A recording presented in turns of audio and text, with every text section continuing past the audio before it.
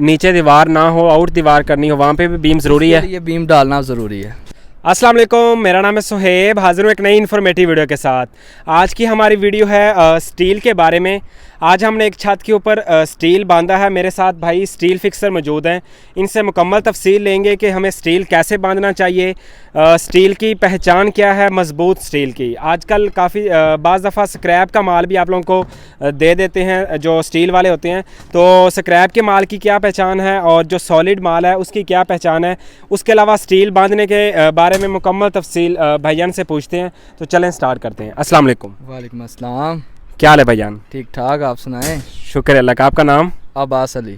अच्छा अब्बास भाई, आप हमें बताएं सबसे पहले कि हमें 4 सूतर का सरिया कहाँ बांधना चाहिए और जो 3 सूतर का सरिया है वो कहाँ बांधना चाहिए? वो भाई कमरे के साइज़ के हिसाब से होता है। अगर हमारे कमरे का साइज़ बड़ा है तो हमें सरिया आधी और 3 सूतर मिक्स करके डालना चाहिए। अगर हमने छत में आरसी बांधना है तो फिर 3 सूतर भी चल जाता है। अगर आरबी बांधना है तो फिर आधी का ही डालना पड़ेगा। किसी भी सूरत पे 3 सूतर नहीं डलेगा उसमें। चलें ठीक हो गया। इसके बाद जो हम बॉक्स रखते हैं इसका साइज़ क्या होना चाहिए? बॉक्स अगर हम बांधते हैं ना ईंटों वाला, जिसे आरबी बोलते हैं, वो उसका होता है 10-12 का। 10 इंच एक साइड, 12 इंच एक साइड, उसमें 2 ईंटें रखी जाती हैं। तो अगर वो जो होगा ना स्लैब का, उसका आपके कमरे के हिसाब से, अगर कमरा बहुत ज़्यादा बड़ा है तो आपने स्लैब ही डालनी है, तो फिर उसका साइज़ हो जाएगा 6-8 पे, 8-8 पे, क्योंकि वो कमरे के साइज़ के हिसाब से होगा। अच्छा ठीक होगा। इसके बाद भाईजान आप हमें बताएं कि जो बीम की ज़रूरत है वो हमें कहाँ पे ज़रूरत पड़ती है कि हमें बीम वहाँ पे डालना ही चाहिए? जैसे कि कोई कमरा बड़ा हो जाए, जैसे लॉन बड़ा हो जाए, वहाँ पे साइज़ मतलब कि साइडों पे दीवारें हों, 2 दीवारें हों, साइडों पे दीवारें दूर हों, जैसे कि सीढ़ी के पास हो जाए, उस जगह पे हमें बीम डालने की ज़्यादा ज़रूरत होती है। इसके बाद अगर हमें कोई आउट दीवार करनी हो, नीचे दीवार ना हो, आउट दीवार करनी हो, वहाँ पे भी बीम ज़रूरी है? ये बीम डालना ज़रूरी है। ठीक हो गया। इसके बाद मैक्सिमम जो हमें शेड छोड़ना चाहिए वो कितना छोड़ना चाहिए, और शेड के ऊपर हम क्या दीवार खड़ी कर सकते हैं? शेड के ऊपर दीवार खड़ी करने से पहले आपको स्टील फिक्सर को बताना चाहिए कि हमने ऊपर दीवार खड़ी करनी है, कमरे का इसके ऊपर लोड आना है। फिर उस हिसाब से वो आपको बताएगा कि सरिया इसमें कौन सा डलेगा। वो स्टील फिक्सर बेहतर बता देगा आपको। सही हो गया। इसके बाद ये जो लैप है हमारा, ये कितना होना चाहिए? यानी कि एक एक जो कमरे का सरिया हमें लैदा बांधना चाहिए या इकट्ठा बांध सकते हैं? ये लैदा बांध लें, ज़्यादा बेहतर है। अच्छा। कुछ लोग होते हैं वो कहते हैं जी इकट्ठा डालें, आपने सरिया काट के डाला, हमारा सरिया ज़्यादा डल गया। वो उनको नहीं पता हमारे 2 कमरे इकट्ठे हैं। एक बात कर रहे हैं, 2 कमरे इकट्ठे हैं, खुदा ना खासा नीचे से कुछ गड़बड़ होती है तो वो एक कमरे में होगी, दूसरे में नहीं होगी। अगर सरिया एक ही डाला होगा, एक ये कंक्रीट हो जाता है, दूसरे में गड़बड़ होगी तो यहाँ पे भी नुकसान होगा इसका। कमरे बात है, वो सरिया आगे तक गया हुआ है तो वो उसको भी खींच लेगा। ठीक हो गया। इसके बाद हमें बता दीजिए कि ये जो हम बांधते हैं ये सरिया जी, इसको किस तरह से बांधना चाहिए और इसके बारे में कुछ बता दें।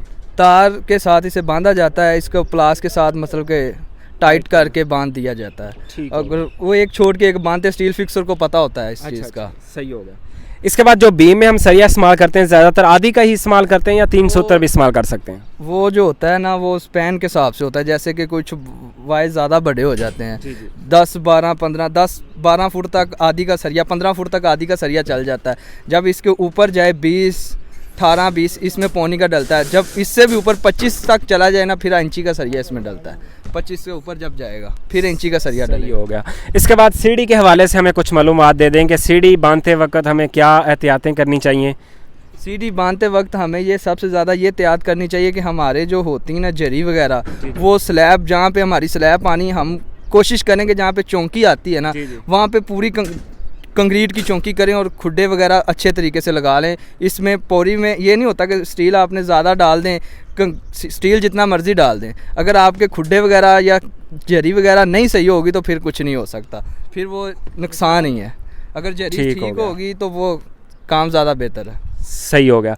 इसके अलावा हमें कुछ स्टील के हवाले से बताएं कि स्टील की अच्छे से स्टील की हम पहचान कैसे कर सकते हैं, और जो स्क्रैप का माल होता है उसकी पहचान कैसे हो सकती है? भाई स्क्रैप का जो माल होता है ना, वो ये आपको नहीं पता चलेगा, किसी को भी नहीं पता चलता। जो काम करता उसे ही पता चल जाता है। जब वो उसको सीधा करता है या रिंग वगैरह उसके फोल्ड करता है या सरिया बेंड करता है ना, वहाँ पे पता चल जाता है ये सरिया स्क्रैप का है और लोकल है। या कुछ बाज़ का तो ऐसा भी होता है कि सरिया स्क्रैप का होता है, ऊपर स्टैंप और होती है, सरिया और होता है। इसी वजह से वो बेंडिंग में पता चल जाता है सरिया 1 नंबर है या 2 नंबर। बांधते वक्त जब बांधते हैं ना हम, तो शेड या सीढ़ी वगैरह बेंड करते हैं तो वहाँ पे पता चल जाता है कि आपका सरिया 1 नंबर। अगर 1 नंबर ना होगा तो वो जहाँ से बेंड करेंगे वो टूट जाएगा। अच्छा ठीक है। इसके अलावा हमें 60 ग्रेड का सरिया इस्तेमाल करना चाहिए, और जो 40 ग्रेड का सरिया और 60 ग्रेड के सरिये में क्या फ़र्क है? जैसे कि आपके पास 60 ग्रेड का सरिया 3 सूत्र है, 40 ग्रेड का 4 सूत्र आपके पास हो, तो 3 सूत्र भी उतना लोड उठा सकता है 60 ग्रेड में, और 40 ग्रेड में 4 सूत्र उतना वज़न उठा सकता है। अच्छा अच्छा ठीक होगा। इसके अलावा नरम और सख्त सरिये में क्या फ़र्क होता है? ये क्या ये जो होता है ना, हमारी जब छत कमरा होता है, ये आप जब भी देख रहे हैं शटरिंग वाले सेंटर से थोड़ा सा उठा के रखते हैं। इसकी वजह ये होती है कि जब ये लेंटर डल जाता है ना, ये एक जान होने से पहले जब ये खोलते हैं तो ये इतना इंची आधी इंची डाउन होता है, अपनी जगह पे आता है। जब सरिया इसके अंदर हार्ड होगा वो अंदर ही टूट जाएगा, वो लचक बर्दाश्त नहीं करेगा। ये जो नरम सरिया होगा वो लचक बर्दाश्त कर जाएगा और कमरे आपको नुकसान नहीं होगा। अच्छा, मतलब कि नरम सरिया इस्तेमाल करना चाहिए। सरिया इस्तेमाल करें जितना हो सके। ठीक हो गया जी, बहुत शुक्रिया भाईजान। जी तो आपने सुना सरिये के बांधने के बारे में मुकम्मल तफसील कि हमें सरिया बांधते वक्त किन बातों का ख्याल रखना चाहिए। उम्मीद करता हूँ आप लोगों को वीडियो पसंद आई होगी। अगर आप लोगों को वीडियो अच्छी लगी तो हमारे चैनल को सब्सक्राइब कर दें और बेल आइकन को भी प्रेस कर लें। इंशाल्लाह मिलते हैं नेक्स्ट वीडियो के साथ। अल्लाह हाफिज़।